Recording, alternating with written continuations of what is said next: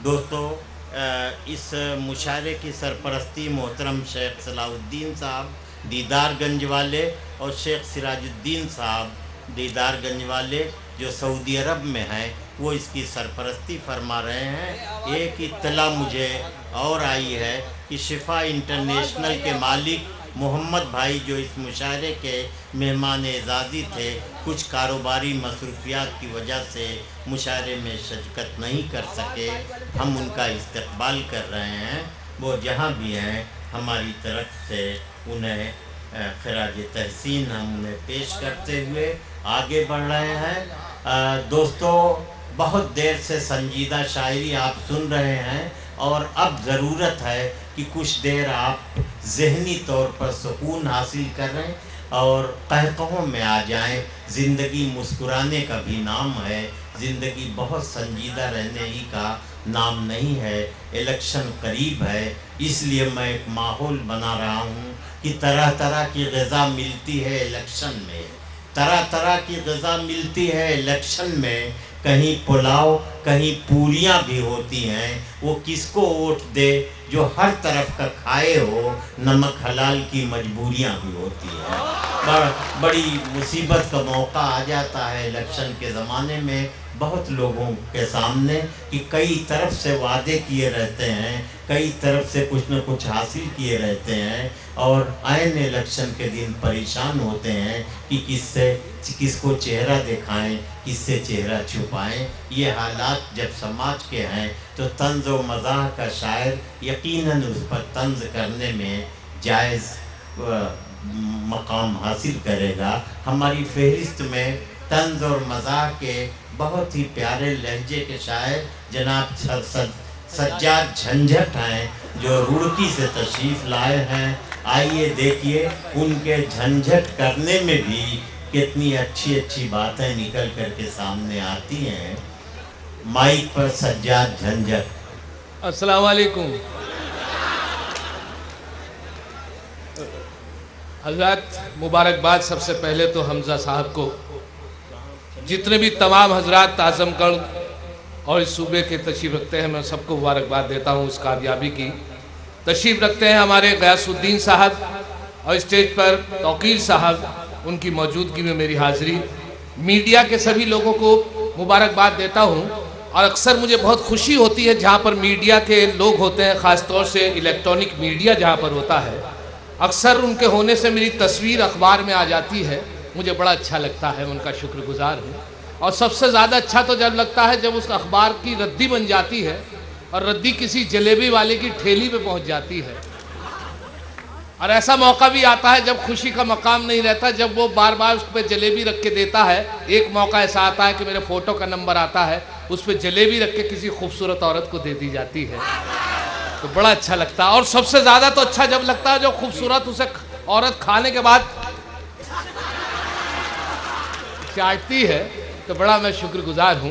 बहरहाल बहुत खूबसूरत मुशायरा और शहजादा कलीम साहब ने, तराज साहब ने तो बहुत ही अच्छा मुशायरा कर दिया है। जहाँ से हमारे शहजादा कलीम साहब ने छोड़ा है, मैं वहाँ से अपने 4 मिसरे आपकी नज़र करता हूँ। हिंदुस्तान की बात कर रहे थे, मैं अपना कर्ब, अपना दर्द एक शायर होने के नाते यहाँ से मिजाह का शायर हूँ, तो 4 मिसरे अर्ज कर रहा हूँ कि हम ही गद्दार, हम ही मुजरिम हैं, हम ही गद्दार, हम ही मुजरिम है, हर तरफ से हम ही पे पाबंदी। हम ही गद्दार, हम ही मुजरिम है, हर तरफ से हम ही पे पाबंदी। थोक में हम ही मरते दंगों में और हमारी होवे नसबंदी।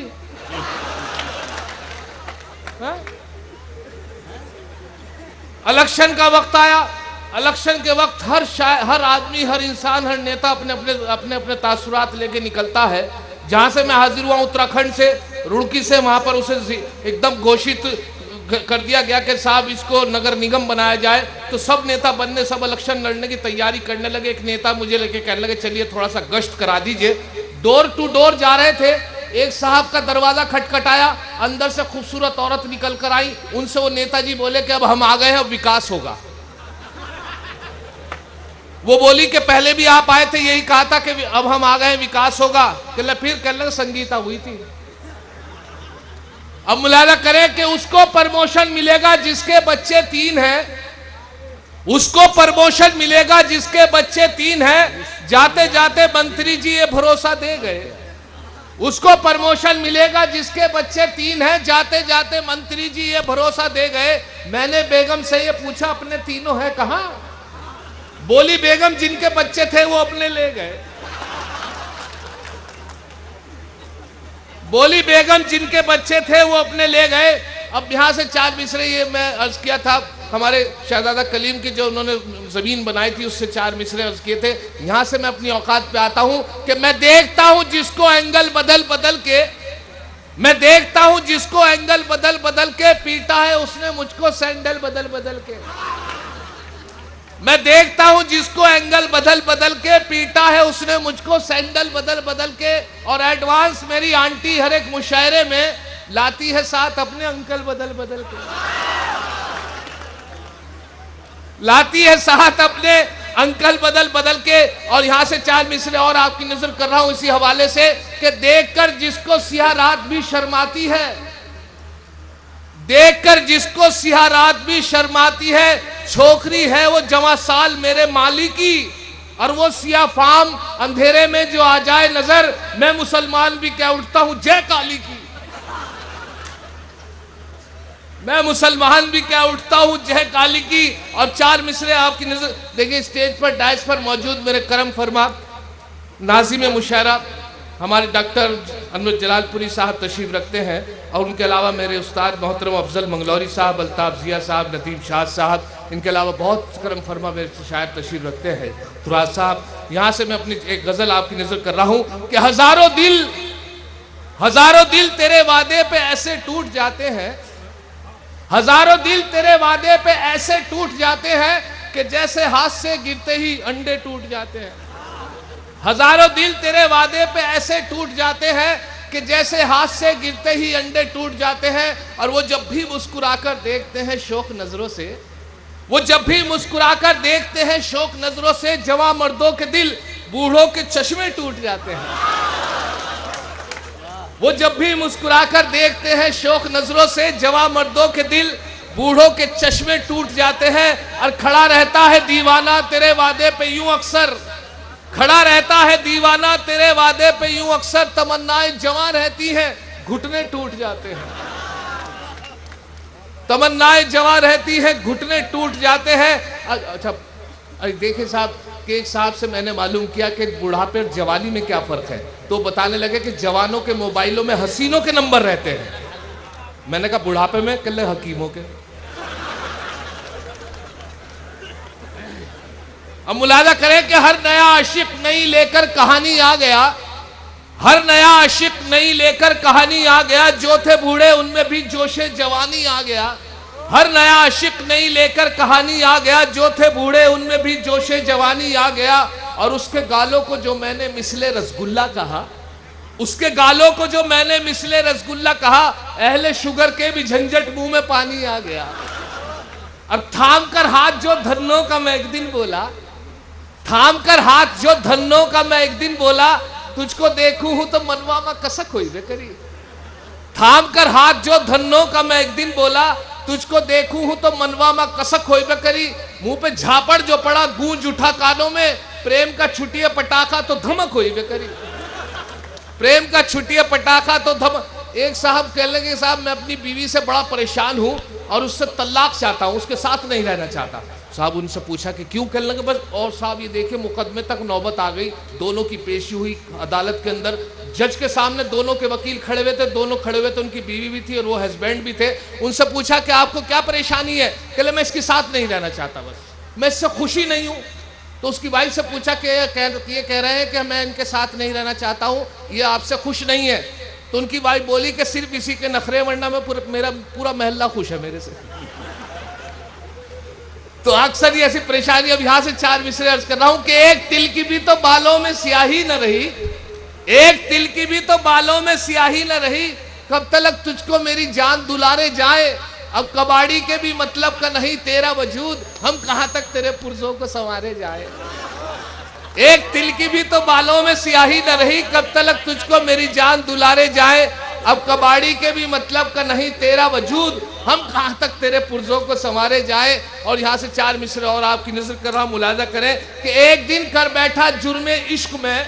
देखिए साहब, नया दौर, इंटरनेट, ईमेल का दौर, इलेक्ट्रॉनिक दौर, और इसके अंदर सब इश्क करते हैं। और ईमेल से भी पहले होता था कि लेटर लिखते थे, लेकिन अब नहीं, अब तो ईमेल और SMS के ज़रिए से सब काम हो जाते हैं। एक साहब बोले कि लगे साहब मेरी बेटी का रिश्ता बताइए, मैंने तो चप्पल घिस दी है, आप मुशहरे के ज़रिए से जगह जगह घूमते हैं। मैंने उनसे कहा कि आपने इतनी इस इलेक्ट्रॉनिक कंप्यूटर दौर में चप्पल घिस दी है, जबकि इसमें तो आप इंटरनेट ईमेल से कभी भी शादी कर सकते थे अपनी बेटी की। तो देख साहब 4 मिसरे मेरे हुए हैं, आप किसी लायक हो, आपकी नजर कर रहा हूं कि आशिकों को मस्ती गुफ्तार में नहलाएगा, आशिकों को मस्ती गुफ्तार में नहलाएगा। क्या खबर थी इश्क इतना मॉडर्न हो जाएगा, क्या खबर थी इश्क इतना मॉडर्न हो जाएगा। और रिश्ता दुख्तर में अब कोई परेशानी नहीं, उसको मोबाइल दिला दो रिश्ता खुद आ जाएगा, उसको मोबाइल दिला दो रिश्ता खुद आ जाएगा। और 4 मिसरे के एक दिन कर बैठा जुर्मे इश्क में, एक दिन कर बैठा जुर्मे इश्क में, अपनी थाने में हजामत हो गई। एक दिन कर बैठा जुर्मे इश्क में, अपनी थाने में हजामत हो गई। इत्तफाकन जज भी था आशिक मिजाज, इसलिए मेरी जमानत हो गई।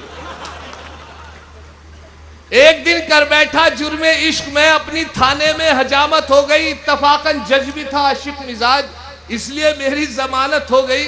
अब देखे साहब कि एक लड़के ने अपने घर में टीवी के आगे बैठा हुआ टीवी देख रहा था, बार बार चैनल बदल रहा था। तो एक टाइम ऐसा आया कि फैशन शो का चैनल लग गया। फैशन शो का चैनल से आप समझते हैं कि बहुत कम कपड़ों में लड़की इधर से उधर रैंप पर चलती रहती है। तो उसे देख रहा था आराम से बैठा हुआ, उसे कतई भी इस बात की फिक्र नहीं थी कि पिछले दरवाजे से उसके वालिद मोहतरम भी आ सकते हैं। वही हुआ कि जैसे दरवाजे से पीछे से वालिद मोहतरम आए तो उसको नहीं पता चला, और वह बिल्कुल मशगूल होकर वो टीवी देखता रहा जिसपे MTV चल रहा था, फैशन शो चल रहा था। तो तुमने देखा, वालिद साहब ने देखा कि बहुत कम उर्वानियत वाली लड़कियों को, उन्होंने उसे डांटा, क्या देख रहे हो?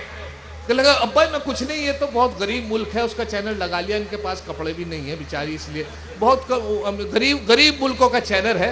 तो अंदर गए, अंदर से वापस आए, अपने बेटे से बोले कि बेटे जब इससे भी ज्यादा गरीब आवे तो मुझे बता दिए।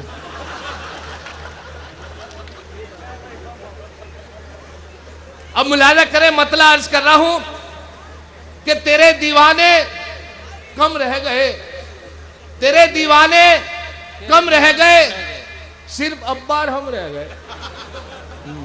तेरे दीवाने कम रह गए, तेरे दीवाने कम रह गए। अब मुलाजा करें कि अपना जुल्फे न खम रह गए। दूसरा मतलब आपकी नजर कर रहा हूं कि अपना जुल्फे न खम रह गए, बाल सर में ही कम रह गए। अपना जुल्फे न खम रह गए, बाल सर में ही कम रह गए। मुलाजा करें कि शीरी लब का मजा ले रकीब, शीरी लब का मजा ले रकीब, गाली खाने को हम रह गए। शीरी लब का मजा ले रकीब, गाली खाने को हम रह गए। ये शेर सुने कि साले घर में पड़े खाते हैं, साले घर में पड़े खाते हैं, नाज उठाने को हम रह गए। साले घर में पड़े खाते हैं, नाज उठाने को हम रह गए। ये आखिरी मक्ता आपकी नजर कर रहा हूं कि पास आओ ना झंझट के तुम, पास आओ ना झंझट के तुम, वलवले मिनिमम रह गए।